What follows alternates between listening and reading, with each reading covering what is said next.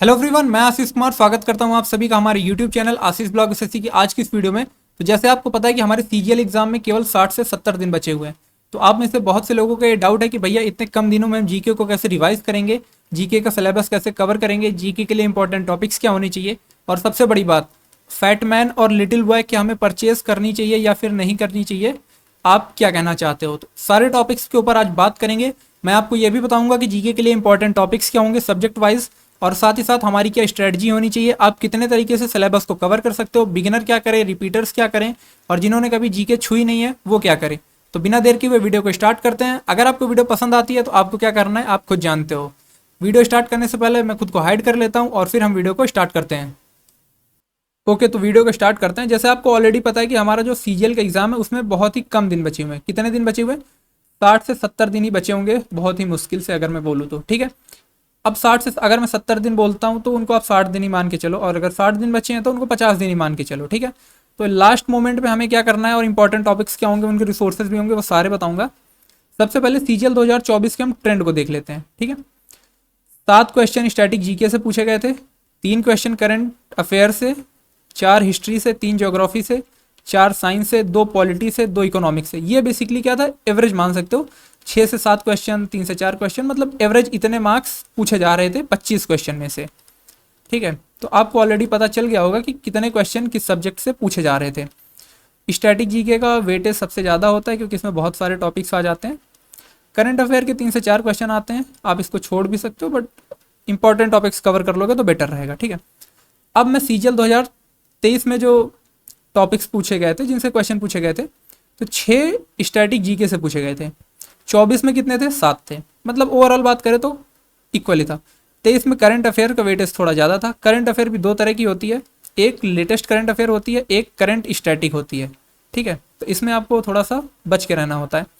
History का almost same था, geography का ऑलमोस्ट सेम था, साइंस का ऑलमोस्ट सेम था, पॉलिटी का ऑलमोस्ट सेम था, इकोनॉमिक्स का ऑलमोस्ट सेम था। ठीक है, लास्ट 4 से 5 ईयर के हम ट्रेंड के बारे में बात करें तो 6 क्वेश्चन जो है, कलर चेंज कर लेना, जो 6 क्वेश्चन है वो अप्रॉक्स स्टैटिक जीके से पूछे जाने ही जाने हैं। ठीक है, 4 से 5 क्वेश्चन मिनिमम करंट अफेयर से पूछे जाने ही जाने हैं, जिसमें कि करंट अफेयर भी होगा और करंट स्टैटिक भी होगा। 3 से 4 क्वेश्चन पॉलिटी प्लस ज्योग्राफी से। ठीक है, मतलब बात करूं तो 2 पॉलिटी से, 2 ज्योग्राफी से समझ सकते हो। हिस्ट्री का वेटेज थोड़ा ज़्यादा होता है क्योंकि हिस्ट्री में एंशियंट भी होती है, मेडाइवल भी होती है, मॉडर्न भी होती है। 4 क्वेश्चन साइंस से पूछे जाते हैं, साइंस में भी केमिस्ट्री, बायोलॉजी और फिर फिजिक्स। ठीक है, और इकोनॉमिक्स का वेटेज बढ़ता जा रहा है तो 2 से 3 क्वेश्चन इकोनॉमिक्स से भी आ जाते हैं। तो देखोगे तो भैया इसमें से ऐसा तो कुछ है नहीं जो हम छोड़ सकते हैं। मैं बोलूँगा सब कुछ पढ़ना है, लेकिन करंट अफेयर को थोड़ा सा निगलेक्ट कर सकते हो, उसके इंपॉर्टेंट टॉपिक्स कवर कर सकते हो। तो इसका आप एक बार स्क्रीनशॉट भी ले सकते हो कि इतने क्वेश्चन आते हैं। स्टैटिक जीके में भी बहुत सारे टॉपिक्स होते हैं, डांस वगैरह, मतलब सारे सब्जेक्ट में ही स्टैटिक के टॉपिक्स घुसे हुए होते हैं। ठीक है, तो ये लेटेस्ट ट्रेंड फॉलो कर सकते हो। जो रिसोर्सेज हम फॉलो करेंगे जीके के लिए, हमें वो पता होने चाहिए। भैया क्या रिसोर्सेज है? देखो, परमार सर को फॉलो करेंगे इंग्लिश मीडियम वाले। ठीक है, हिंदी मीडियम वाले भी फॉलो कर सकते हो अगर समझ आता है तो। ठीक है, इंग्लिश मीडियम वाले फॉलो करेंगे। इनसेम्स जीके के सब्जेक्ट्स कवर करेंगे। परमार सर से हमें क्या करना है? जीके के सब्जेक्ट्स। देखो, अब पेड कोर्स तो काम चलेगा नहीं, तो सब्जेक्ट कवर कहाँ से करने हैं? तो सब्जेक्ट कवर करेंगे एफआरबी से या फिर एफआरबी 2.0 से, जो कि आने वाली है 102 दिनों में। ठीक है, नवीन सर से क्या करना है? हिंदी मीडियम वाले नवीन सर से कर सकते हो, नहीं तो स्टैटिक जीके आपको नवीन सर से ही करनी है। जो स्टैटिक जीके है वो नवीन सर से ही आपको करनी है, ज़्यादा अच्छे से आपको समझ में आएगी। अब जो लोग इंग्लिश मीडियम के हैं वो परमार सर से कर सकते हो। बाकी आप कैरियर विल और जीवी कक्षा को भी फॉलो कर सकते हो जो हिंदी मीडियम वाले हैं। ठीक है, तो हिंदी मीडियम वाले कैरियर विल या फिर जीवी कक्षा को भी फॉलो कर सकते हो, क्योंकि जीवी कक्षा वाले जो भैया हैं इनके भी नोट्स काफ़ी अच्छे होते हैं। ठीक है, बाकी हम जीवी कक्षा के आपको नोट्स इनको फॉलो कर सकते हो। ठीक है, क्योंकि इनके नोट्स अच्छे होते हैं। कुमार गौरव सर, और एक नाम और मैं ऐड ऑन करूंगा, स्टडी IQ 300। स्टडी IQ 300, इनसे हमें क्या करना है? इनसे हमें मंथली करंट अफेयर्स करनी है। ठीक है, मंथली करंट अफेयर्स करनी है। तो आपको पता चल गया कि परमार सर से हम एफआरबी बैच से जीके को कवर करेंगे, सब्जेक्ट्स को। नवीन सर से स्टैटिक कवर करेंगे। कैरियर विल और जीवी कक्षा को फॉलो कर सकते हैं हिंदी मीडियम वाले, और उनके नोट्स को फॉलो कर सकते हो। ठीक है, ओके। आगे देखते हैं। जीके के रिसोर्सेज के लिए बुक कौन सी फॉलो करनी है भैया? अच्छा एक बात बताओ कि हमें टीचर और बुक दोनों एक साथ फॉलो करनी है? हाँ बेटा, आपको एक साथ दोनों फॉलो करनी है, ठीक है। देखो, पिनाकल की पीवाईक्यू ले सकते हो, किरण की पीवाईक्यू ले सकते हो। अब जिनके पास पिनाकल और किरण नहीं है और कोई भी पीवाईक्यू बुक लेना चाहते हो तो आप लिटिल बॉय बुक लेटेस्ट ले सकते हो बाई परमार सर, ठीक है, बाई परमार सर, ठीक है। पीडीएफ दे दो, पीडीएफ दे दो, ऐसा मत चिल्लाने लगना, ठीक है। लिटिल बॉय की लेटेस्ट बुक ले लो परमार सर के द्वारा जो आई है, ठीक है। बूस्टर है ना ये, क्या ही है, ठीक है, बूस्टर सीरीज, ठीक है। अब और क्या करना है पीवाईक्यूज के लिए? पीवाईक्यूज के लिए आप एक और काम कर सकते हो, आप PYQ GK PYQ 5.0 by Parmar sir follow कर सकते हो, या फिर जो हम जीके बूस्टर के नोट्स देते हैं ना, जो हम जीके बूस्टर के नोट्स देते हैं आप उन्हें भी फॉलो कर सकते हो इक्वली। अगर पीवाईक्यू 5.0 कर रखी है तो जीके बूस्टर फॉलो कर लो, अगर पीवाईक्यू 5.0 फॉलो नहीं किया है तो जीके बूस्टर कर लो या केवल पीवाईक्यू 5.0 कर लो, ठीक है। बेसिकली जीके बूस्टर में मैं आपका क्या करा रहा हूँ, रिवीजन करा रहा हूँ जीके 5.0 का, ठीक है। तो यहाँ तक कोई डाउट नहीं होगा, टीचर हमें पता चल गए, हमें बुक पता चल गई। स्ट्रेटजी क्या होनी चाहिए इफेक्टिव? ऐसा कौन सा मेथड है जिसके थ्रू हम जो भी पढ़ेंगे उसको ज़्यादा से ज़्यादा यूटिलाइज कर पाएंगे? सबसे पहले तो आपके हाथ में नोट्स होने चाहिए। देखो भाई, अगर तुम्हारे हाथ में नोट्स नहीं है ना तो तुम पीछे रह जाओगे। अब नोट्स बनाने का, खुद से नोट्स बनाने का टाइम तो है नहीं, तो आप आइदर टीचर के नोट्स ले सकते हो या फिर ऑलरेडी किसी के नोट्स हैं, जैसे जीवी कक्षा के नोट्स हैं, मेरे नोट्स हैं, परमार सर के नोट्स हैं, या किसी के भी नोट्स हैं, या कोई आपके पास थ्योरी बुक है एक्सेप्ट लूसेंट तो आप उसको उठा सकते हो, ठीक है। एक्टिव रिकॉलिंग करनी है। एक्टिव रिकॉलिंग में क्या होता है, बार बार टॉपिक को पढ़ना होता है, बार बार पढ़ना होता है, लेकिन जो चीज़ आती है उसको कम ध्यान से पढ़ना होता है, जो चीज़ नहीं आती है उसको थोड़ा ध्यान से पढ़ना होता है। फिर जो भी टॉपिक आपने पढ़ा है उस टॉपिक के क्वेश्चंस लगाने होते हैं, टॉपिक की क्विज लगानी होती है, ठीक है। टॉपिक की क्विज लगाने के बाद आपको प्रीवियस ईयर क्वेश्चंस लगाने होते हैं मिक्स्ड वाले, ठीक है। आपको प्रीवियस ईयर क्वेश्चंस लगाने हैं कैसे, मिक्स्ड वाले। जब आप ये चीज़ें करते हो इसमें आपको पता चलता है कि कुछ चीज़ें आपसे नहीं हुई सॉल्व, कुछ चीज़ें नहीं सॉल्व हुई, तो जो चीज़ें नहीं सॉल्व हुई उनको क्या करना है, उनको अपने नोट्स में शॉर्ट नोट्स या फिर ट्रिक्स के थ्रू ऐड कर देना है। आप अपने नोट्स में एक पेज भी पंच कर सकते हो टॉपिक के बाद में कि ये चीज़ मुझे नहीं आती थी, ताकि जब भी आप अपने नोट्स को रिवाइज करोगे तो उसको कवर कर लोगे, ठीक है। तो आपको नोट्स को पढ़ना है, टॉपिक की क्विज लगानी है, मिक्स्ड प्रीवियस ईयर क्वेश्चंस लगाने हैं, और जो चीज़ तुम्हें नहीं आ रही है क्विज और मिक्स्ड वाले में उसको तुम्हें अपने नोट्स में पंच कर लेना है, ठीक है। देखो, इफेक्टिव स्ट्रेटजी तुम्हें फॉलो करनी है, फिर उसको रिटेन भी करना है और अपनी नॉलेज को अप्लाई भी करना है। नॉलेज अप्लाई करने का मतलब, कभी कभी क्वेश्चन में क्या होता है कि हमें क्वेश्चन नहीं आ रहा होता है, लेकिन वहाँ पे हम एलिमिनेशन लगा लेते हैं, वहाँ पे हम एलिमिनेशन लगाते हैं, ठीक है, एलिमिनेशन टेक्निक लगाते हैं, जो कि तभी आप अप्लाई कर पाओगे जब आपको नॉलेज होगी थोड़ी बहुत। जब आपको नॉलेज ही नहीं होगी तो फिर तो वो तुक्का हो जाएगा ना, एलिमिनेशन तो नहीं होगा। एलिमिनेशन में क्वेश्चन के 100% सही होने के चांसेस बढ़ जाते हैं, ठीक है। तो इफेक्टिव स्ट्रेटजी फॉलो करनी है, जो चीज़ें हमें आती है उनको अपने माइंड में रिटेन रखना है, और अगर कोई भी क्वेश्चन नहीं आता है तो वहाँ पे हमें अपनी नॉलेज को अप्लाई करके एलिमिनेशन टेक्निक फॉलो करनी है, ठीक है। ओके, पता हो गया, आगे देखते हैं। तो जैसे तुम्हें ऑलरेडी मैंने बता दिया कि 60 से केवल 70 दिन बचे हुए हैं, तो इसको हम 3 फेजेस में डिवाइड करेंगे, ठीक है, 3 फेजेस में डिवाइड करेंगे। और ये जो चीज़ है ना, ये बेसिकली उनके लिए ज़्यादा कारगर सिद्ध होगी, ठीक है, ये उनके लिए ज़्यादा कारगर सिद्ध होगी जिनका सिलेबस नहीं कवर है, जिनका सिलेबस नहीं कवर है, या फिर सिलेबस तो कवर है बट रिवीजन कैसे करें वो नहीं पता है, या फिर रिवीजन कैसे करें नहीं पता है, ठीक है। तो पहले आपको 25 से 30 दिन का पहला फेज होगा, इसमें आपको सबसे मोस्ट इंपॉर्टेंट टॉपिक्स को कवर करना है विद प्रीवियस ईयर क्वेश्चन। मतलब आप टॉपिक की क्लास करोगे, नोट्स को पढ़ोगे, फिर टॉपिक की क्विज भी लगाओगे और प्रीवियस ईयर क्वेश्चंस भी लगाओगे, जो मोस्ट इंपॉर्टेंट टॉपिक्स हैं, क्योंकि एसएससी को अपनी लुगाई से भी ज़्यादा प्यार कुछ टॉपिक से होता है, ठीक है। अगला फेज होगा 20 से 25 दिन वाला, इसमें जो मोस्ट इंपॉर्टेंट टॉपिक्स के बाद जो अदर टॉपिक्स आते हैं उनको हम बेसिकली कवर करेंगे, जो थोड़ा सा रिलेवेंट तो होते हैं बट उतना नहीं रिलेवेंट होते हैं, और बाकी हम अपनी चीज़ों का रिवीजन करेंगे। लास्ट का फेज जो होगा 15 से 20 दिनों का, इसमें हम केवल रिवीजन करेंगे और ज़्यादा से ज़्यादा प्रैक्टिस करेंगे, रिकॉलिंग करेंगे। टेस्ट लगाने से क्या होता है, टेस्ट लगाने से रिकॉलिंग होती है जो भी हमने पढ़ा होता है, ठीक है। तो पहले महीने हम क्या करेंगे, इंपॉर्टेंट टॉपिक्स कवर करेंगे, बाकी 20 से 25 दिन हम अदर टॉपिक्स को रिवाइज करेंगे, और फिर लास्ट के 15 से 20 दिनों में हम रिवीजन करेंगे और दबा के रिकॉलिंग और प्रैक्टिस करेंगे। तो ये जो 60-70 डेज का प्लान है ये तो आपको क्लियर हो गया होगा। ओके, अगला है रिवीजन एंड प्रैक्टिस। भैया रिवीजन और प्रैक्टिस में सबसे ज़्यादा रोल क्या इंपॉर्टेंट होता है, अपने नोट्स को शॉर्ट रखो, कॉन्साइज रखो और रिवाइज करते रहो। ठीक है, अब आप मेरे नोट्स देखते होगे तो मेरे नोट्स देखते होगे बहुत ही इजी लैंग्वेज में होते हैं। ठीक है, इजी लैंग्वेज में होते हैं। मुझे लगता है कि दुनिया का कोई भी अगर बच्चा है तो वो उनको पढ़ के समझ सकता है। ठीक है, और नोट्स को रिवाइज भी करना होगा। जब रिवाइज करोगे तभी तो चीज़ें माइंड में याद रहेंगी। मैं क्या कहता हूँ, जितना ज़्यादा मिलोगे, जितना ज़्यादा मिलोगे, जितना ज़्यादा देखोगे, ठीक है, उतना ही ज़्यादा क्या होगी, उतना ज़्यादा जान पहचान बढ़ेगी। ऐसा ही तो लोगों के साथ होता है। अगर आप किसी भी व्यक्ति को नहीं देखो कई साल तक तो जान पहचान नहीं हो पाती ना। वैसे ही क्वेश्चन और टॉपिक्स के साथ भी होता है। जितना ज़्यादा क्वेश्चन को देखोगे, मिलोगे, जानोगे, समझोगे, उतना ही ज़्यादा जान पहचान बढ़ेगी। और जब जान पहचान बढ़ेगी तो मार्क्स भी क्या होंगे, बढ़ेंगे। क्यों? क्योंकि वो तो आपको याद है टॉपिक। MCQs आपको लगाने हैं, टॉपिक वाइज पहले कवर करने हैं। ठीक है, फिर आपको क्या करना है, आपको मॉक टेस्ट एनालाइज करना है, और जो उनके फैक्ट्स होते हैं, जैसे एक क्वेश्चन आया आपके पास, इस क्वेश्चन से और क्या फैक्ट्स बन सकते हैं, आपको वो भी पढ़ने होंगे। ठीक है, ओके। PYQ सीरीज 5.0, हाँ देखो मेरे भाई, ये उनके लिए है जिन्होंने कभी जीके उठाई नहीं है और जीके में अच्छा स्कोर करना चाहते हो। ठीक है, ये उनके लिए तरीका है। तो देखो, सबसे पहले तो तुम्हें क्या करना होगा, जीके PYQ सीरीज को तुम्हें फॉलो करना होगा, और तुम्हें देखना होगा कि वो किस टॉपिक का क्वेश्चन है।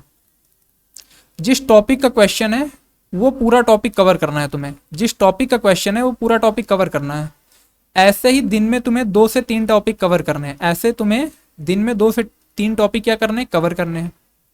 तुम देखोगे कि एक दिन में अगर तुम 3 टॉपिक भी कवर करते हो तो एक लेक्चर को खत्म करने में तुम्हें 3 से 4 दिन लगेंगे। फिर तुम देखोगे कि तुमने 3 से 4 दिनों में अप्रॉक्स 10 टॉपिक कवर कर लिए हैं, अप्रॉक्स 10 टॉपिक्स कवर कर लिए हैं, जो कि क्या थे, इंपॉर्टेंट थे। ठीक है, तो इस टेक्निक को भी फॉलो कर सकते हो कि पहले देखो क्वेश्चन किस टॉपिक का है, फिर उस टॉपिक को पूरा कवर करो। ऐसे ही तुम्हें दिन में 2 से 3 टॉपिक करने हैं, ताकि 3 से 4 दिनों में लगभग 8 से 10 टॉपिक तुम्हारे इजीली कवर हो जाएं, जो कि इंपॉर्टेंट थे। ठीक है, आई होप यहाँ तक किसी को कोई भी डाउट नहीं रहा होगा। ठीक है, और बाकी ये सेकेंड वे है जिन्होंने सिलेबस कर रखा है, जो मेरे जैसे हो, जिन्होंने सिलेबस को कवर किया हुआ है पहले। ठीक है, मेरे जैसे हो, जो मेरे जैसे, ठीक है, जिन्होंने सिलेबस 60 से 70% कभी कर रखा है या एक बार सिलेबस कवर कर रखा है, उन्हें क्या करना है, उन्हें सब्जेक्ट वाइज स्ट्रेटजी को फॉलो करना है। सब्जेक्ट वाइज में क्या फॉलो करना है, उन्हें FRB या FRB 2.0 से अपने लेक्चर्स को रिवाइज करना है, अपने लेक्चर्स को रिवाइज करना है। ठीक है, ये काम करने में आपको 1 घंटा लगेगा। ठीक है, उसके बाद आप टॉपिक के प्रीवियस ईयर क्वेश्चंस लगा सकते हो, जिसको करने में आपको 20 से 25 मिनट लगेंगे, जिसको करने में आपको 20 से 25 मिनट लगेंगे। फिर उसके बाद 45 मिनट आप स्टैटिक जीके पढ़ सकते हो, उसके बाद आप 45 मिनट स्टैटिक जीके पढ़ सकते हो। ठीक है, समझ गए। FRB 2.0 से आपको सब्जेक्ट्स के 2 लेक्चर कवर करने हैं, 1 घंटे में 2 लेक्चर कवर हो जाएंगे। टॉपिक के प्रीवियस ईयर क्वेश्चंस भी लगाने हैं, और जो चीज़ नहीं आती उसको अपने नोट्स में अपडेट करते रहना। मैं 50 बार बता चुका हूँ। ठीक है, साथ ही साथ आपको अपने इंपॉर्टेंट टॉपिक्स वीडियोस के शॉर्ट नोट्स और उनके क्वेश्चंस लगाते रहने हैं।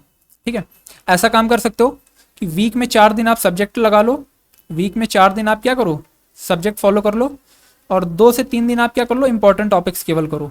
ठीक है, 2 से 3 दिन इंपॉर्टेंट टॉपिक्स करोगे तो 5, 6, 7 इंपॉर्टेंट टॉपिक्स आप कवर कर लोगे।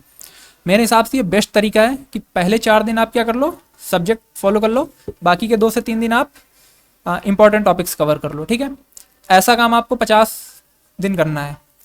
आखिरी के 15 से 20 दिनों में आपको क्या करना है, ज़्यादा से ज़्यादा रिवीजन करना है, क्वेश्चंस की प्रैक्टिस करनी है, और करंट अफेयर लास्ट के 1 मंथ में आपको करंट अफेयर्स के इंपॉर्टेंट टॉपिक्स स्टार्ट कर देने हैं। जैसे इंपॉर्टेंट टॉपिक्स क्या होता है वो अभी मैं आगे बता देता हूँ। ठीक है, तो करंट अफेयर्स के इंपॉर्टेंट टॉपिक्स आपको लास्ट के 1 मंथ में पढ़ना है। ठीक है, रिवीजन इज किंग। रिवीजन क्या है, राजा है भाई, राजा। अपने नोट्स, शॉर्ट नोट्स को अपने पास रखो और उनको टाइम टू टाइम पढ़ते रहो। दिन में 3 से 4 बार, दिन में 3 से 4 बार क्या करना है, नोट्स को पढ़ना है। दिन में 3 से 4 बार नोट्स को पढ़ना है। पढ़ना है मीन्स पढ़ना है, कैसे पढ़ोगे मुझे नहीं पता, बट पढ़ोगे। एमसीक्यूज आपको बहुत करने हैं, टॉपिक वाइज पहले, है ना, पहले टॉपिक वाइज कर लो तो क्या ही कहने, और साथ ही साथ उसके बाद में मिक्स्ड भी कर लो, टाइम बचता है तो। मॉक टेस्ट को एनालाइज करो, फैक्ट्स को रीड करो, ठीक है। आई होप यहाँ तक किसी को कोई डाउट नहीं रहा होगा, सारी चीज़ें आपको समझ में आ गई होंगी कि जिन्होंने सिलेबस कवर कर रखा है और जिन्होंने कभी नहीं सिलेबस कवर कर रखा है वो कैसे फॉलो करेंगे, और 60 से 70 दिनों के फेज को कैसे कवर करना है, ठीक है। हर तरह के स्टूडेंट के लिए हर तरह का तरीका मैंने बता दिया है। आपको एक तरीका फॉलो करना है और ब्लाइंडली फॉलो करना है उसको, ट्रस्ट मी, ब्लाइंडली फॉलो करना, ठीक है। मैं तो ये वाला तरीका फॉलो करूंगा पर्सनली, ठीक है। पर्सनली मैं ये तरीका फॉलो करूंगा, सब्जेक्ट वाइज और इंपॉर्टेंट टॉपिक साथ में लेकर के चलूंगा और रिवीजन और एमसीक्यू साथ में लेकर के चलूंगा, ठीक है। मैं यही तरीका फॉलो करने वाला हूँ। बाकी आपको कौन सा तरीका बेटर लगता है आप अपने अकॉर्डिंग जा सकते हो, ठीक है। तो अब देख लेते हैं कि इंपॉर्टेंट टॉपिक्स क्या होंगे हमारे सब्जेक्ट वाइज। जीके के इंपॉर्टेंट टॉपिक्स बताने से पहले आपको मैं एक राज की बात बता देता हूँ। बेसिकली अगर राज की बात यह है कि जो हमारी जीके है वो मान लेता हूँ क्या है 100% है, ठीक है। 100% जीके में हमारा 70% सिलेबस अलग कर लेते हैं हम, और एक सिलेबस का पार्ट हो जाता है हमारा 30% सिलेबस, ठीक है। अब यहाँ पे समझने वाली बात यह है कि ये जो 70% सिलेबस है ना, इससे केवल 30% क्वेश्चन आते हैं, ठीक है। इससे केवल 30% क्वेश्चन के चांसेस होते हैं, मतलब ओवरऑल बात करूँ तो 8 से 10 क्वेश्चन के चांसेस होते हैं, ठीक है। लेकिन ये जो 30% सिलेबस होता है इससे क्या होता है, इससे लगभग 70% ऑफ द क्वेश्चंस के चांसेस होते हैं, 70% ऑफ क्वेश्चंस के चांसेस होते हैं, ठीक है। इसीलिए इंपॉर्टेंट टॉपिक्स को कवर करना, ठीक है, ज़्यादा इंपॉर्टेंट होता है। तो इससे आपके लगभग 15 से 16 क्वेश्चन आ सकते हैं, ठीक है, चांसेस होते हैं इंपॉर्टेंट टॉपिक से आने के। तो ये इस टॉपिक को, इस हिस्से को कवर करना, इस 30% सिलेबस को कवर करना ज़्यादा इंपॉर्टेंट हो जाता है, ठीक है। तो अब हम इंपॉर्टेंट टॉपिक्स के बारे में बात कर लेते हैं, ठीक है। चलो, हिस्ट्री के ये इंपॉर्टेंट टॉपिक्स की लिस्ट है, आप देख सकते हो। Indus valley civilisation, Buddhism and Jainism, southern dynasties, Delhi सल्तनत, Mughal empire, Sikh, Maratha and Vijayanagara empire, revolt of 1857, governor and viceroy, Indian national congress, independence movement, socio religious reform, wars and battle, temples and monument. अब आपके मन में डाउट आ रहा है भैया इसमें तो आपने सारे टॉपिक लिख दिए हैं, ऐसा कौन सा टॉपिक है जो आपने छोड़ दिया है। देखो, मोस्टली टॉपिक इंपॉर्टेंट लिखे, लेकिन उस इंपॉर्टेंट टॉपिक के अंदर भी आपको इंपॉर्टेंट चीज़ें पढ़नी होती हैं, ठीक है।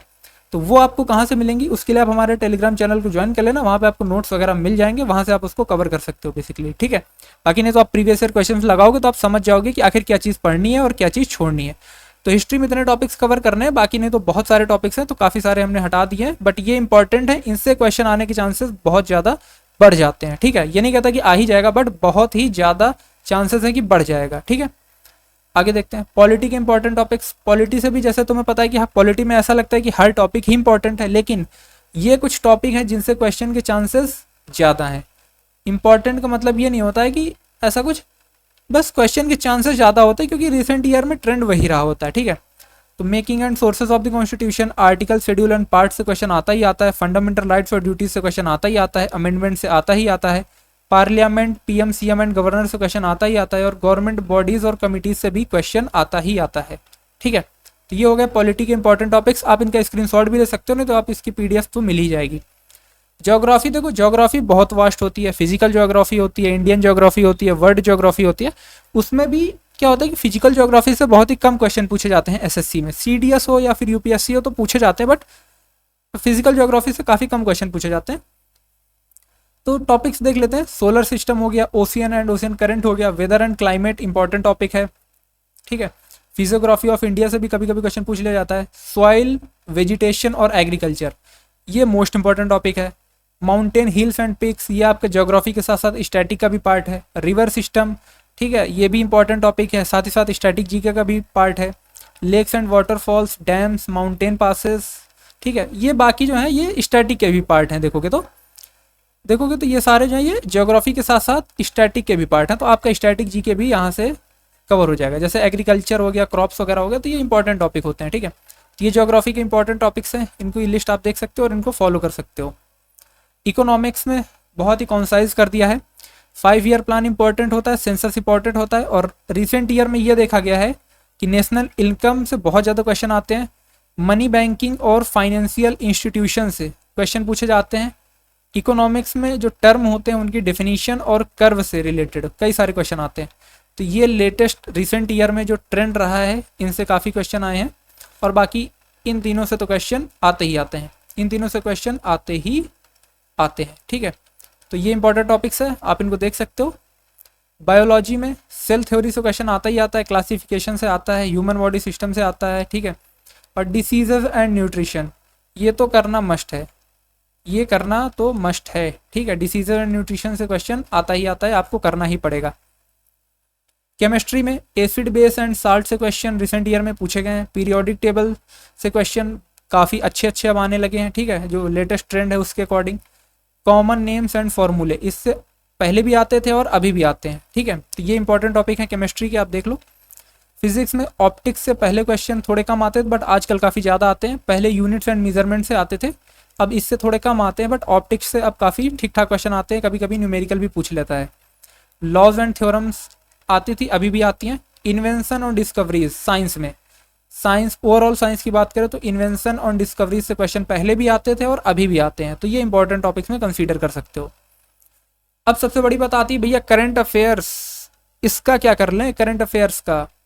देखो करंट अफेयर्स में स्पोर्ट्स टॉपिक आपका इंपॉर्टेंट होता है।